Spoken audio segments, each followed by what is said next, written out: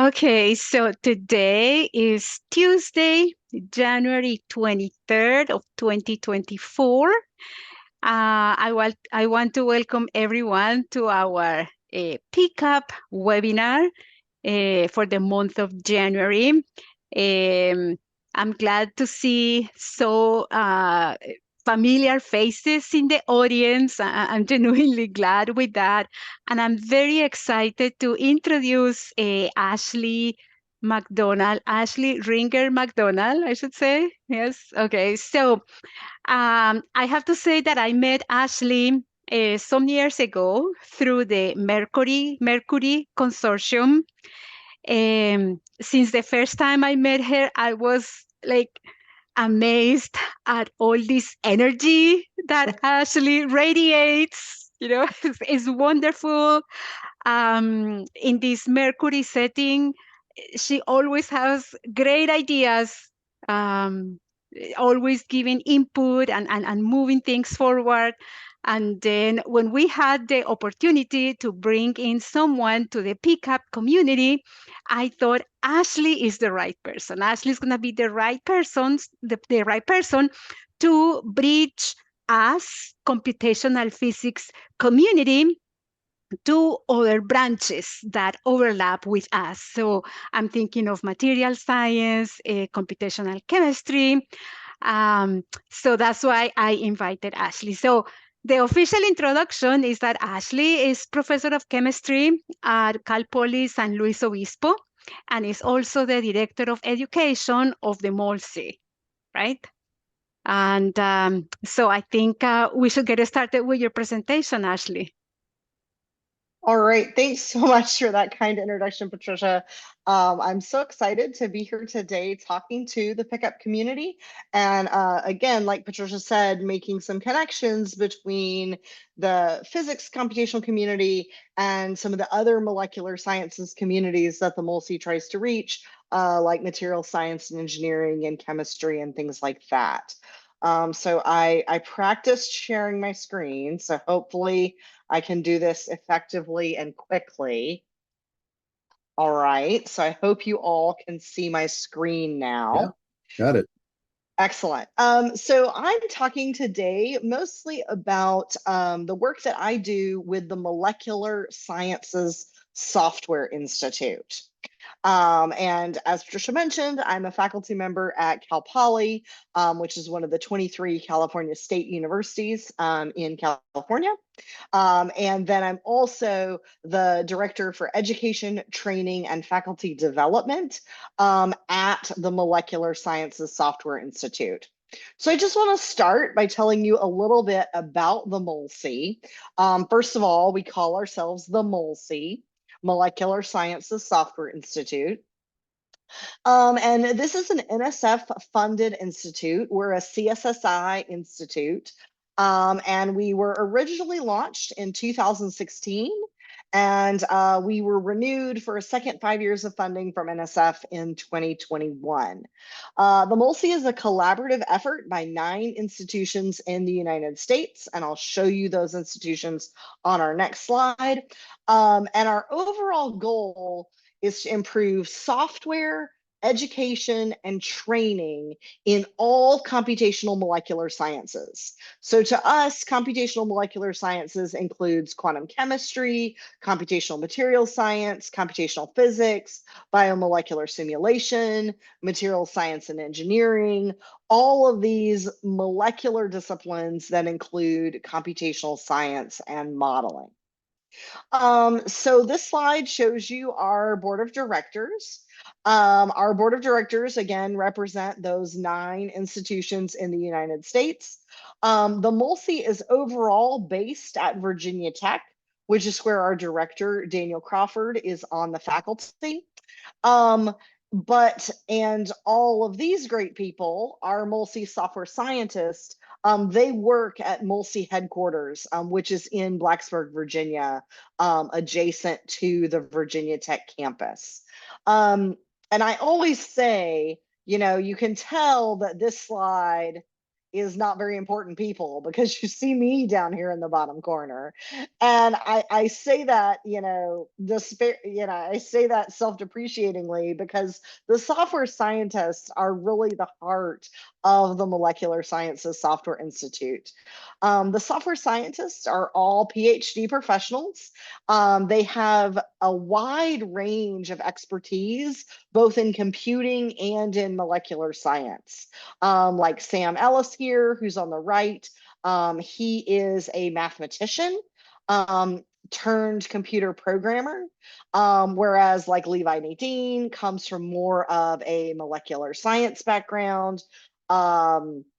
Sina Mustafa-Najad comes from a very computing background, AI, machine learning, high performance computing, whereas Ben Pritchard comes from more of a quantum chemistry, computational modeling background. So the software scientists come from all kinds of different backgrounds. And then I would be remiss if I didn't particularly highlight Dr. Jessica Nash. And Jessica is one of the software scientists at the MOLSSI, but she's also the software scientist who is our education lead. So she focuses on, helping me operationalize our vision for the MOLSSI education program. And she's also an adjunct faculty member at Berkeley. So what is MOLSSI education all about, and what kind of programming do we provide? So MOLSSI Education's mission is to provide education and training for the worldwide computational molecular sciences community. And we really try to organize programming for people at all levels of their career. We have programming for undergraduate students, we have programming for grad students and postdocs, we have programming and training for faculty. So really, molecular scientists at all levels of their career, we try to have opportunities for them at the MOLSSI. The kind of programming that we offer ranges from summer schools and workshops. A lot of these are in-person programs where you can come and do like a 2-day intensive workshop with the MOLSSI.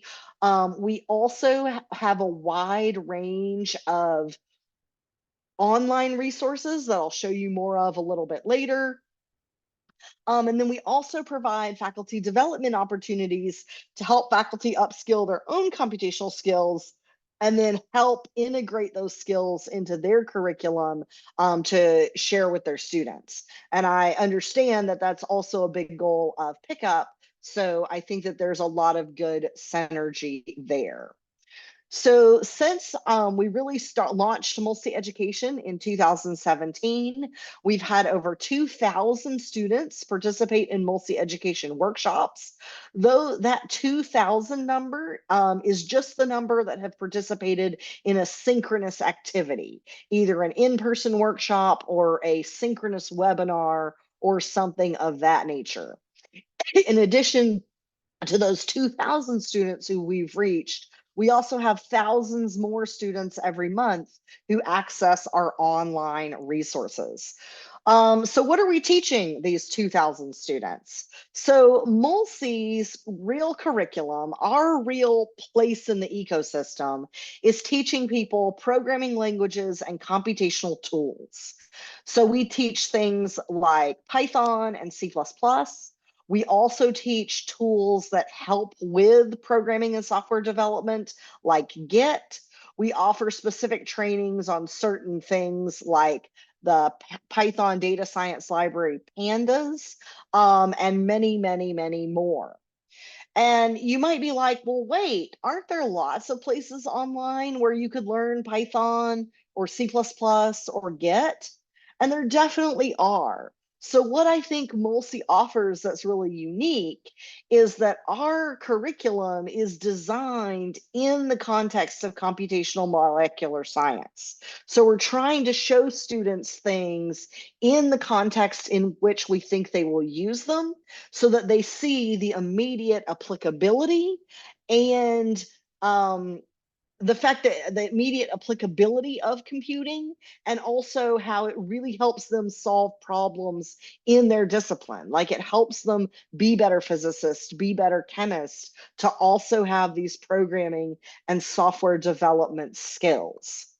I'll show you this web address again later, education.molssi.org/resources. But this is the sort of the homepage for MOLSSI Education, where you can find all of the links and all of the curriculum that I'm about to show you in the next few slides. MOLSSI has a lot of partnerships and collaborations. We have a long-time partnership with the Mercury Consortium, which Patricia and I are both members of, as well as NanoHub, another NSF center that focuses more in the material science domain. The Institute for Quantitative Biology at Rutgers is one of our partners, more in the molecular science domain. And then we also have collaborations with institutions. Like we have a grant right now with Cal State LA to help bring more students that are historically underrepresented in computing into computing. We also have a partnership with the Richard Tapia Center for Excellence and Equity at Rice University, as well as with international organizations like FIML. Okay, so what I really want to do now is I want to show you some of the curriculum that we have and how to access it. And then I want to show you some examples of how faculty have taken some of our foundational computing curriculum and integrated it into their own discipline-specific content. So our flagship workshop for new programmers, and the people, I say that the people who access this workshop the most are undergraduate students, but I'm not really certain that that's true, because this workshop is a great introduction to programming for anyone who is new to Python. This workshop starts you at zero knowledge, and in about 15 hours of instruction, moves you into someone who can really write scripts in Python, do data analysis, work with files, graph and analyze data visually. So these are just a few of the things that are covered in this MOLSSI Python data and scripting workshop. And it's divided into several specific lessons. And as you'll see, once I get to the part of my presentation where I'm talking about faculty incorporating our lessons into their curriculum, sometimes faculty may just choose, one or two lessons out of here. You don't have to commit to doing the whole 15 hours with your class in order to get a benefit. This MOLSSI Python data and scripting workshop is intended for a beginner programmer, someone who has never programmed at all, or maybe somebody who's had a little exposure to it but wants to learn more. Another thing that I want to emphasize about this workshop that I think is highly valuable is that it immediately shows the students examples of how you would use programming in a class project or in an undergraduate research experience. So it immediately, after it introduces basic syntax, it immediately covers things like, what if you have an output file from some piece of equipment in the laboratory and you need to parse through all that information and find one particular piece of information that's important? It really immediately jumps into what I think are highly relevant examples for the students. Another workshop that we have is our data analysis and data visualization workshops. These are actually sort of two separate workshops. We say that the audience for this workshop is beginner plus.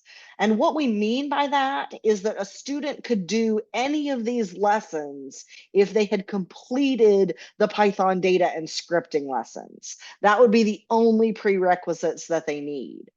So here we have a variety of topics. We have a lesson about NumPy, and we particularly focus on how NumPy arrays are the same and different as lists. We also kind of compare how NumPy works to how other programs like MATLAB that are very similar work. So if you're a MATLAB programmer and you're trying to move to an open source tool like Python, this NumPy lesson working with NumPy arrays would be very relevant for you. We have a lesson about using Pandas, the Python data science library, for data analysis. And then what, according to our Google Analytics, is our most popular online lesson is this lesson, using SciPy for data fitting. So that's another really popular one online. Another one of our online resources is our scientific visualization using Python. This goes into, if I go back a slide, you can actually see that plotting and data visualization is part of the Python data and scripting workshop. And then this is more advanced than that. Introduces plots and subplots and shows you how to make multidimensional and interactive plots. So these are just some, and again, the reason I kind of grouped all these together is that any of these lessons, the only prerequisites that you need are the ones from the Python data and scripting workshop. The thing that MOLSSI focuses on more than anything else is helping students make more sustainable software. How do we move from having scientific software that's just sort of hacked together and it's not reproducible, it's not maintainable, to improving our science by improving our software? So really our flagship course is our best practices in Python development. This course is intended for intermediate programmers, people who already know how to program, how to write functions. And this course really moves you from just being a person who can write scripts and do some things on the computer to a real programmer who can work on a collaborative software project with a team. And this covers building a Python package, version control with Git and GitHub, different Python code styles, package structure, collaborative projects, as well as testing, documentation, and continuous integration.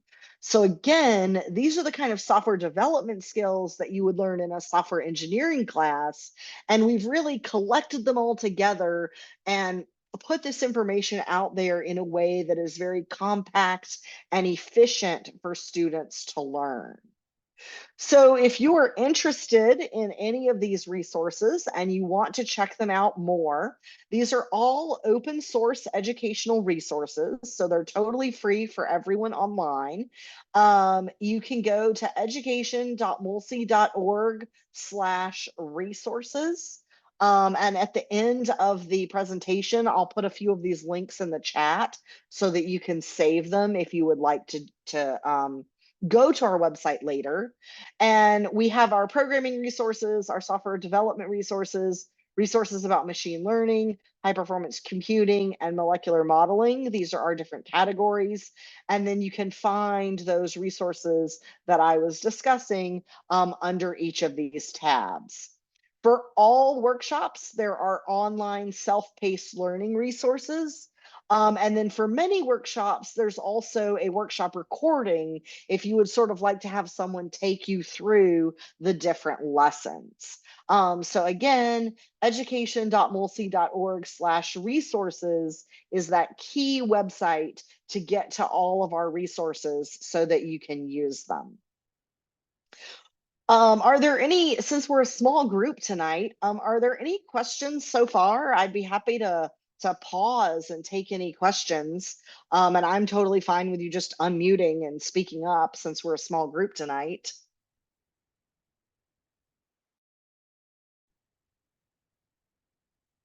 I can't see anyone's face, which is making it awkward. Let me look in the chat. Yeah, I don't see any question. No questions? Okay. No, it looks really awesome so far, Ashley. You can keep going. I think we'll just be free to chime in maybe as you go along here. Perfect. Yeah. So the next thing I want to show you some examples of. is that a lot of faculty sort of take resources from those lessons that I just showed you. Ashley, I do have a quick question. I'm sorry. Sure, of You were course. moving on and it just came. So this all looks very, is this all these tutorials and workshop open source stuff you've been showing, is this all sort of generically focused, or are you focusing this toward sort of the material science stuff? It's generic. It's not focused towards material science.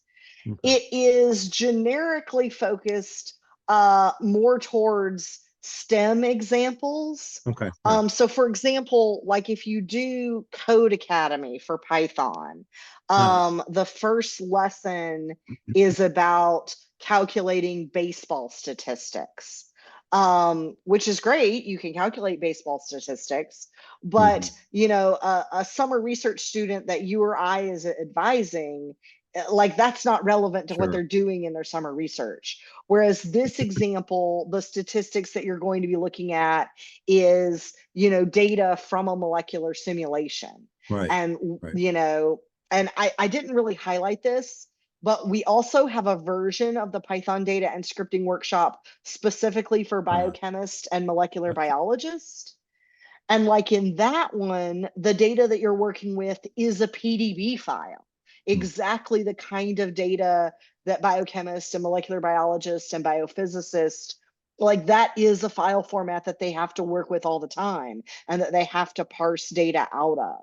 So it is not specifically material science focused, but it's not totally generic either. It's not using an address book and doing baseball statistics. It is STEM related examples. Okay. Looks fantastic so far, but please continue. Great. So I just wanted to show you a couple examples of places where faculty have taken some of that curriculum that I just showed you and then implemented that curriculum in their class, but then built on that curriculum to do some kind of discipline specific activity. And I'll be upfront. The examples that I have to show you are majority chemistry. I am, of course, a chemist myself, so I know more people in the chemistry community. But maybe if MOLSSI and PICUP do start collaborating more, maybe I can have some examples in the future more from physics classes. So this is an example from Grace Stokes and Hoda Mirafel from Santa Clara University in Santa Clara, California. And they implemented some computational activities in a general chemistry course. So they started off, the MOLSSI lessons that they used were in the Python data and scripting workshop, and they just pulled out two particular ones, the introduction lesson and the lesson about plotting using Matplotlib. And the way that people incorporate the MOLSSI lessons into their class kind of varies. Some just send their students to the MOLSSI website and assign the students to go through the content as a pre-lab activity. Some of them use the curriculum, but live code in front of their class and sort of go through the content with them, which is usually what we do in our live workshops. So it's really variable depending upon what is right for your curricular structure. So what they did is they took this introduction lesson, which covers basic Python syntax, and the plotting lesson, which covers making a 2D plot in Matplotlib. And then they used this to teach their students about the energy levels in the Bohr model.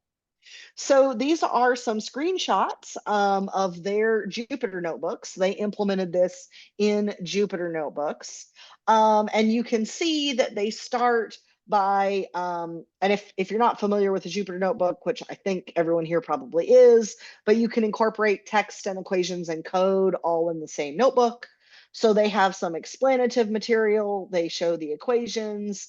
They talk about the different physical quantities that are needed here. And then in this notebook, since it's for general chemistry, they just show the students this code.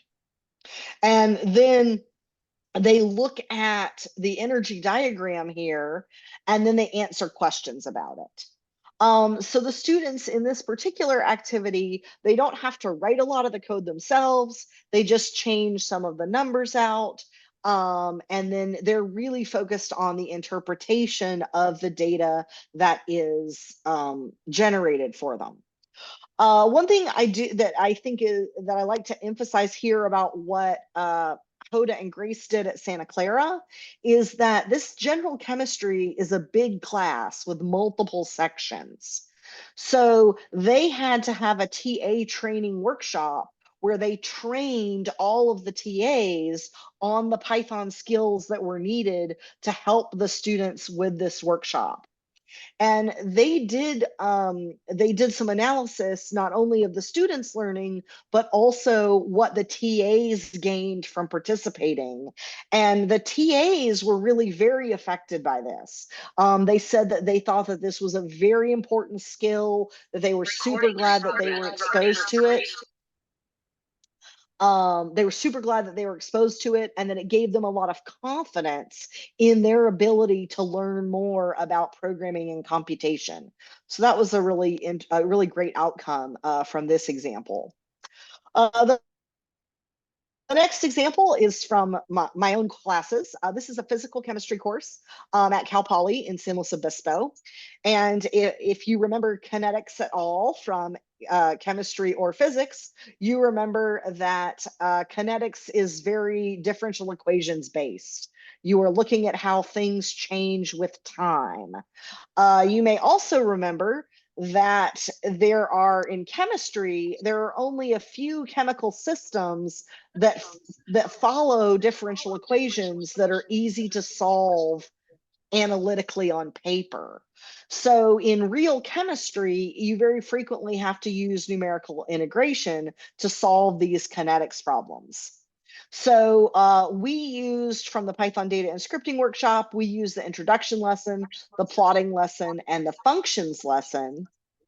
And then we introduce this new activity that builds on that, and we teach students how to numerically solve differential equations. And we sort of explain the basic steps. We show them a Python code example, and then we give them 2 practices that they do on their own that are directly related to the content that we are covering in class, which is in this case, first and second order kinetics. The final example that I wanted to show you is from Nick Mayhall at Virginia Tech. He's part of a quantum information center, and they actually teach a class about quantum software and how you write software to see how quantum computers would solve problems. And in their class, they actually do that entire best practices workshop.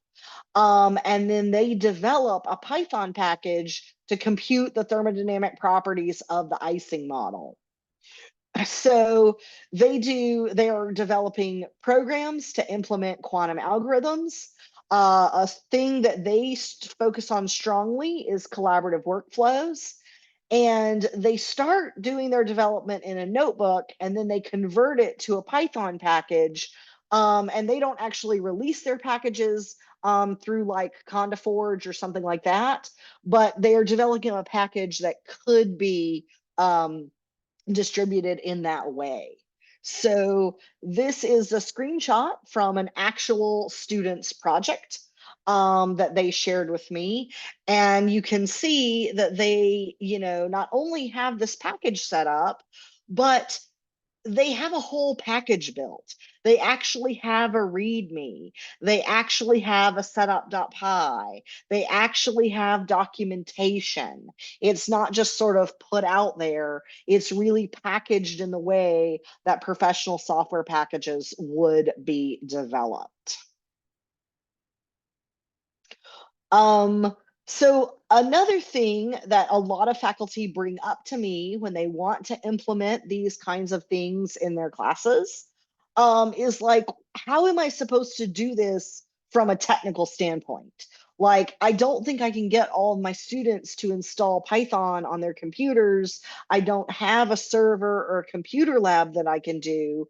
How can I implement computational things in my class?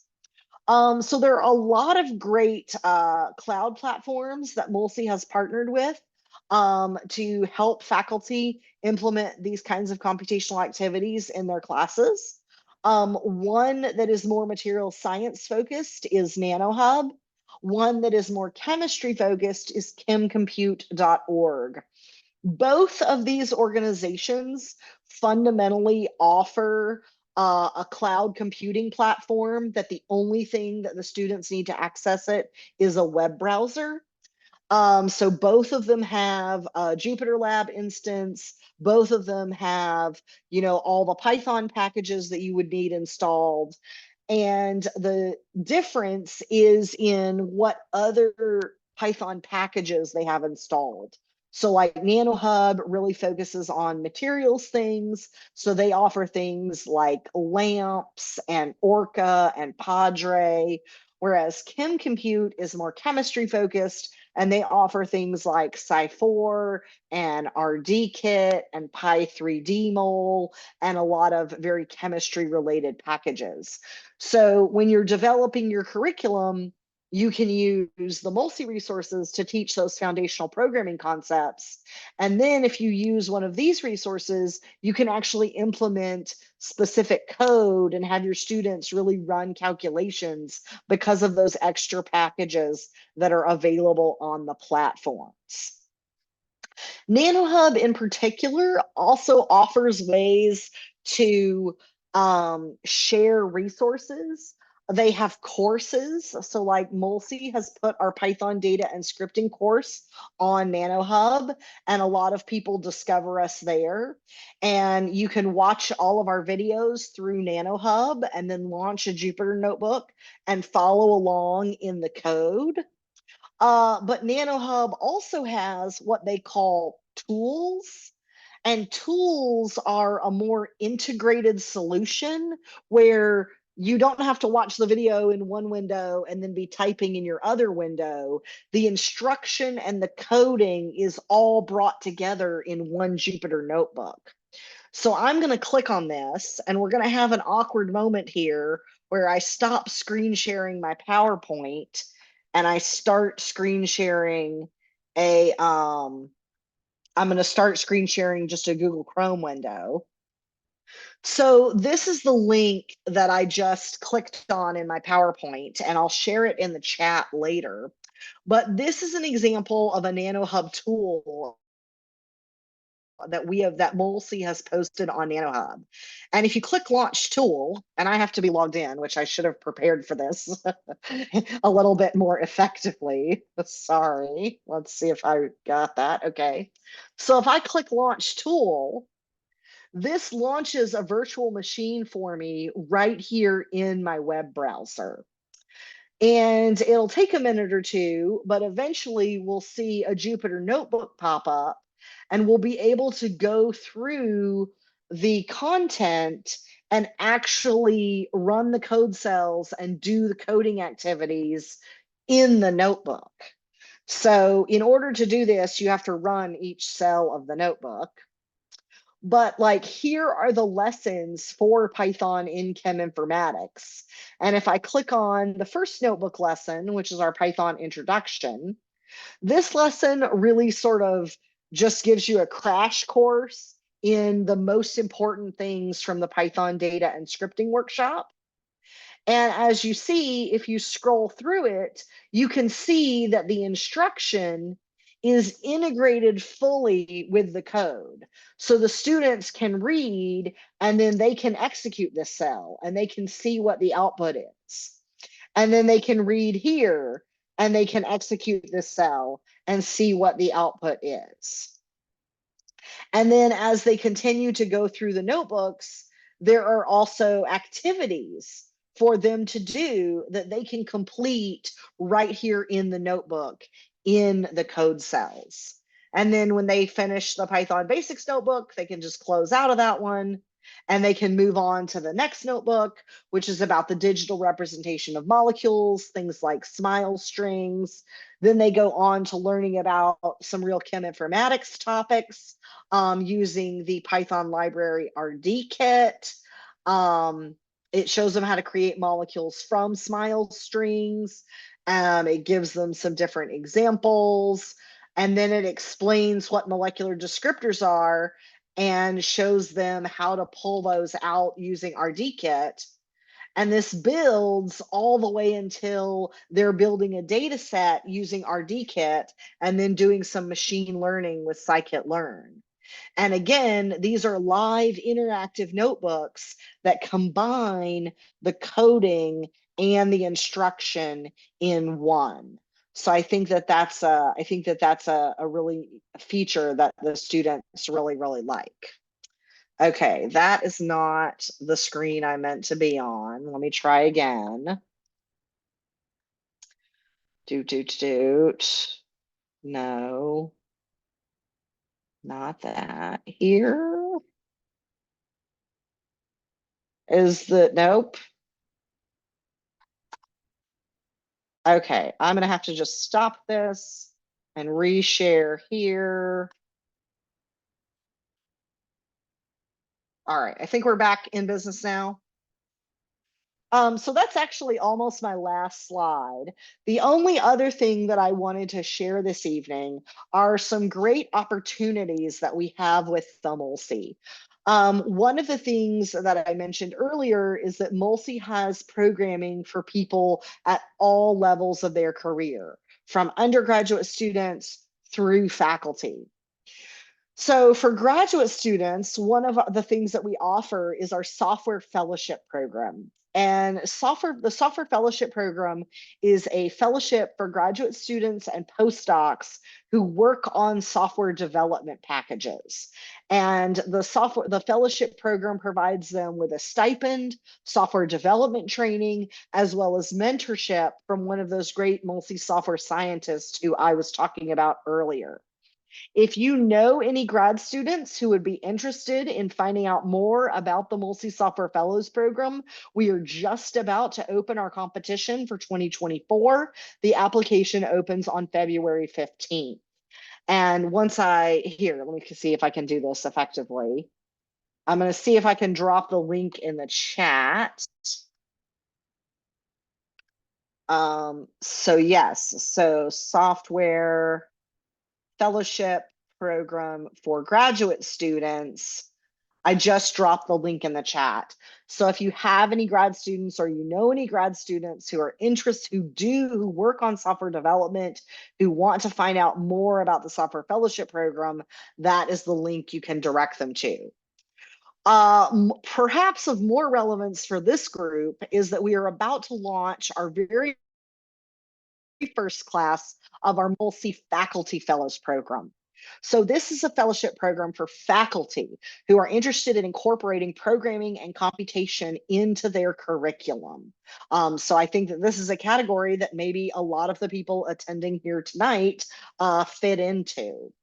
So this fellowship program offers some stipends, some summer salary support.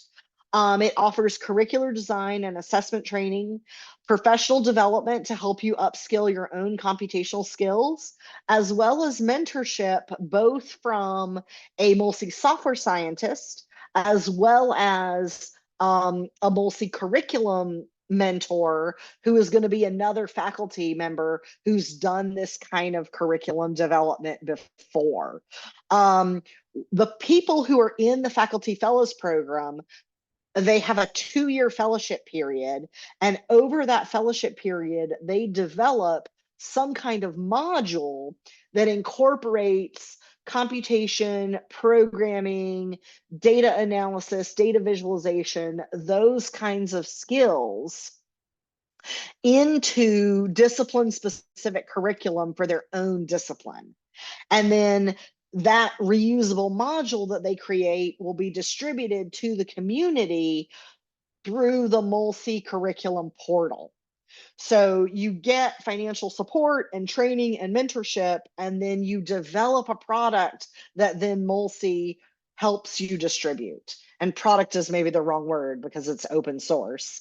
But for this opportunity, we are just about to open applications on January 29th. So I have dropped the link for the MOLSSI Faculty Fellows Program also in the chat, so that if you're interested in finding out more, you can go there and read all about the program. Again, we are just about to start recruiting for our 2024 through 2026 class of fellows. The application opens on Monday of next week, and it is open. Applications are due on the last day of February. And that's really all I had to share tonight. So I'd be delighted to take questions or maybe engage in just some more discussion about how y'all think Pickup and MOLSSI could work together. And I really want to thank all of you for coming out tonight and for your time and attention. Thank you so much. Well, thank you, Ashley. Yes, very nice. Yeah, super informative. So yeah, people have questions, comments, as Ashley mentioned. We can engage in an open discussion. Something that I'm gonna do, let's see. Oh no, it's okay. It's okay. Yeah. Sam? So I had a question. I think I missed it. So you had put your project over in NanoHub, and I was unclear what was the benefit of having it there rather than on somewhere else. So the thing that we've found about our partnership with NanoHub is that NanoHub has an incredible reach. Like when they put out an event, or they sponsor an event, they hosted me for a webinar last week, in fact. And they'll easily get 300 or 400 people to sign up for an online webinar on a Friday afternoon. So they have an incredible reach. And because they are so integrated into the materials science and engineering community, lots of people learn about us on NanoHub who would never come across our website. Like they could totally just check out our website at education.molssi.org, but they're not finding us there. They're finding us on NanoHub. NanoHub also has a feature where they have groups. So we have a MOLSSI group on NanoHub, and anyone who's interested in our stuff can sign up for our group. And then when we have something to announce, like the Faculty Fellows Program, we can send it out to that group, and people who are already interested in MOLSSI will get information from us. So we've just found that a lot of people find us on NanoHub who aren't finding us in other venues. Okay. And then the other big benefit is that since they're a cloud platform, when we're teaching workshops, if students, just have a Chromebook or they don't have their own computer or they can't install things on their computer, we'll just be like, oh, we'll go to NanoHub and create an account, and you can do our workshop totally on NanoHub with nothing but a web browser. Okay, so I guess it's sort of like okay, so everything can be done entirely on the web then. Sort of like having everything, I guess, on Google Colab or something. So I had another question about the fellowship for graduate students. First of all, how many spots are there available, and what would an ideal candidate be somebody who has a good deal of experience, or if they're brand new, should they have a project already in mind? I think you called it a product, but it's like some type of a deliverable that they're planning to make, or is somebody from MOLSSI going to help develop that for yes. I guess I asked a bunch of questions. So a grad student who's applying for a fellowship should have a project in mind, and it should be a software development project where that software will then enable new science in their own discipline, chemistry or physics or material science or whatever it is. So the majority of that, so the students who have the software fellowships, they have a project that they're planning on doing, generally as their PhD project. And they don't have to be super far along in it. In fact, if they're too far along, we kind of can't help them because they've already done whatever they're going to do. Yeah, they're already an expert. Yeah, and they don't need, you know, they're not at the stage where they can make these good choices to make their software more accessible and more maintainable and more reusable. So we kind of are looking for somebody who has an idea, who knows, who has basic programming skills. You know, they can't have never programmed. But who has potential for MOLSSI to be able to have a high impact on them and ultimately make their project more impactful by teaching them to use those good practices in software development. Okay, so they have to be in some type of a sweet spot where they're definitely not not somebody who has zero experience, but they can't be like too developed. So somewhere like a Goldilocks, like right there. Second, just right, a second-year grad student, a third-year grad student is usually about who is the best candidate. Okay, all right. Okay, I think I'm done with questions then. Thank you. Thank you. Ashley, I do have a question. So the example that you show us on this faculty from that are teaching general chemistry and are doing this interface with the Bohr atom, do they have that resource online? Is that something that somebody like me could access and borrow? So they particularly, so their curriculum is, so there's also a group that MOLSSI is a partner with called eSkip, Enhancing Science Courses by Integrating Python. Let me just grab their website for you real quick. Okay. So wait, so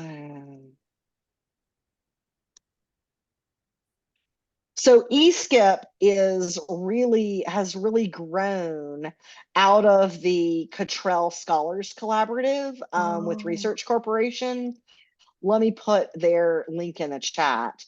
And I know that Grace Stokes particularly is really involved in eSkip.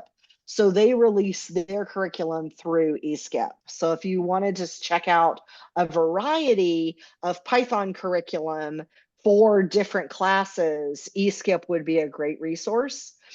And eSkip also has a particular emphasis in physics. eSkip's emphasis is chemistry, physics, and astronomy. So they have an even stronger physics emphasis than the MOLSSI, because the MOLSSI is sort of all molecular sciences, and they really focus on chemistry, physics, and astronomy. So you can find lots of great things on their website. Okay, that's very useful. Thank you. Yeah.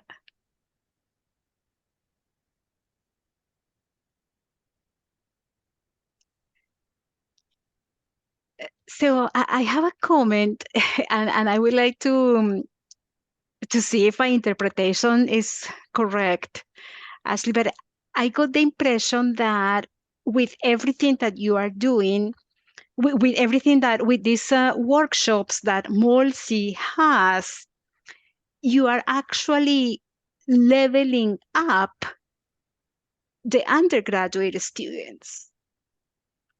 Yes. In the sense that you are. It's not only undergraduate students, but it's mostly undergraduate students. Yeah, which I think is an advantage to the community. Sometimes I feel that different students have such a different initial background in computational skills. And I feel that what you do brings everybody to a more similar baseline. Yeah, and one of our big goals in doing that is equity, because if you think about the people who've had exposure to computation, particularly if you're talking about an undergraduate student, if you have an undergraduate student who had exposure to computation and programming in high school, this is a student who is likely already more privileged. Like maybe they had the opportunity to participate in a robotics club and learn about Python, or maybe they had the opportunity to participate in a, Girls Who Code program at their school.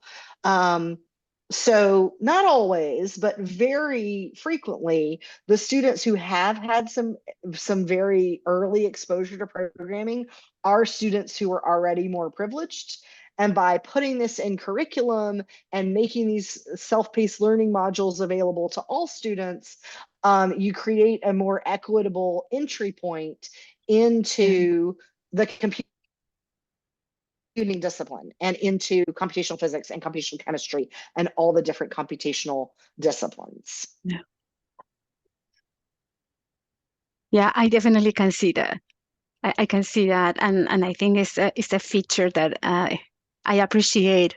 And actually, in full disclosure, my students, I have had my students doing the MOLSSI workshops when they take my computational physics course, or when they join my research group. They start by so doing we need to get you on our workshops. example slides about some of the things your students are doing using the MOLSSI resources. And to Claudia, I see your comment in the chat. We do not have a Canadian partner. So if the University of Calgary is ever interested in having the MOLSSI come up and partner with you and maybe reach some other students in your area or in your region, please do get in touch. I'll put my email address in the chat as well in case anyone wants to follow up with me about any of these topics. Thank you. Thank you very much. This was really incredible. I learned it a lot, and thank you for this.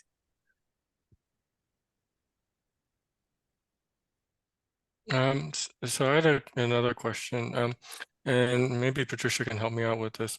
I was looking at this, and I'm actually thinking, why not get my students to do this, to do the tutorials?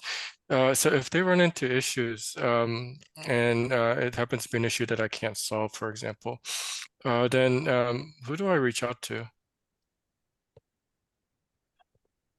So one of the things that they can definitely do is they can join the NanoHub group that I was talking about. And there's a discussion forum feature of the NanoHub group. And we'll, particularly like if we do a webinar, we'll like make a discussion page like, oh, if you have any questions about the chem informatics lessons, you can post them here. And as with most discussion forums, it may be that the person who helps them is another student who has already completed the workshops, or it may be one of the software scientists, because the software scientists will go in there and engage in the discussion forum periodically to help people out and do things like that. And then, of course, if they're attending an in-person MOLSSI event, we always have a main person presenting, but then we also have people in the chat or in the audience if it's an in-person event to walk around and help students and give them feedback. But we do also do a lot of distributed learning formats where like we'll teach the Python data and scripting lesson, but like on Zoom or something, but then like your students will get together to like do the homeworks and work on them together, and you or your postdoc or your grad student or whoever you designate assists them. I think I'm gonna take this for a test drive, and then I may shamelessly steal Patricia's idea. So actually, I have to say something, and this is perhaps like a compliment to MOLSSI, but the tutorials that you actually have work, like they do work, right? Like my students are exposed to using different software, so I have them using different tutorials. There are some tutorials that are broken or that need my input. What you have for MOLSSI does work. Like I have students that come with zero programming experience, like zero. And I have them doing the MOLSSI workshops, and it does work. They are able to do it. They develop agency, right? So they can get started with the scripts that we actually need. So I think those tutorials are great. Yeah, I think that's an issue that I run into with a lot of tutorials. If something doesn't work, and it gets very frustrating, Yes. and Yes. and students just shut They down. just give up on it. They're like, nope, Yeah, nope, not yeah. doing this. Yeah. And to be honest, if I shut down too, I'm sorry, I'm a busy person. I have things to do, right? And so making sure that it's well maintained and it works, of course, is super important. So yeah, Patricia, I'm glad that Yeah. you mentioned that it works. So that gives me a lot of hope. Another thing that might be of interest to the pickup community, and I don't know enough about your organizational structure to say, but like the Mercury Consortium that Patricia and I are in, we have an annual summer conference. So the conference is usually like a Wednesday, Thursday, Friday. And then on the Monday and Tuesday before the conference starts, we have MOLSSI come out and offer a workshop for the students. And sometimes it's, there are different topics that it can cover.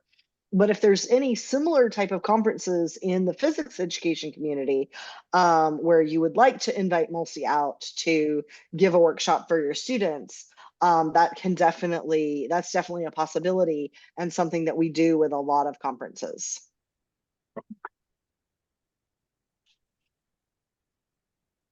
That's an interesting point, Ashley. This is something that maybe the physics community could consider, right? For AAPT and also for APS meetings, we have workshops before the actual conference. Yeah, it's true. Yeah. So I know we're at the hour now, but thanks again to everybody for coming. And please do, again, I put my email in the chat. Please do follow up if you would like to consider any projects or collaborations or, having us out for a workshop or something like that. At the beginning of the summer, we always offer the Python data and scripting workshop as like a multi-day webinar. So we'll do about 3 hours a day for 4 days. Usually not 4 days in a row. Usually we do 2 days one week and then 2 days the next week. And we do it with that timing to try to get students who are starting summer research programs.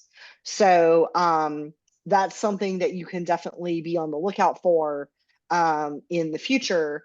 And maybe Patricia, when we put out the advertisements for that, maybe you can post it on the pickup Slack so that everybody can be aware. Because that's one time that we always do an online version of Python data and scripting is right at the beginning of those summer research programs to help you get your students started. Yeah, that is definitely a point in which our communities can start establishing a partnership. Yep. So it is true, Ashley. It is just the hour. Does anybody have any other questions or comments? Otherwise, I want to be respectful of everybody's time and energy, right? And say once again, thank you to Ashley. And then, yeah, Ashley, thanks so much. This is Kelly. I'm off the camera because I had to go to my phone. But thanks for coming out tonight. And we'll be able to take this and point to the recording and point people to this. One thing I think I believe to our mutual benefit, we should definitely explore some involvement with you and the pickup community. There's a lot of possibilities. One thing to keep in mind, we long ago sort of regretted using the word physics in our name because we have tried to expand beyond just physics. And I think a lot of the stuff that you've shown, especially with the things that faculty have taken and tailored for their own pedagogical tastes, would fit in perfectly with the pickup collection. And it's something we actually are in need of doing and getting more materials which are subject specific and not just necessarily physics. So my suggestion would be, and we know how to find you, Patricia, I would suggest maybe we could set up a meeting soon and I'll get some of the other pick-uppers, and we just get together and brainstorm, because I think there's a lot of things of mutual interest and a lot to learn from each other in this. So Yeah, that's definitely. my Great. yep. So I guess Ashley, stay tuned. All right. Excellent. Well, thank y'all so much for having me tonight. I really thanks a enjoyed bunch for meeting coming out. everybody in your group. Yeah, well, thank you, everybody. I'm gonna stop the recording. How do I do that? I go here. I'm gonna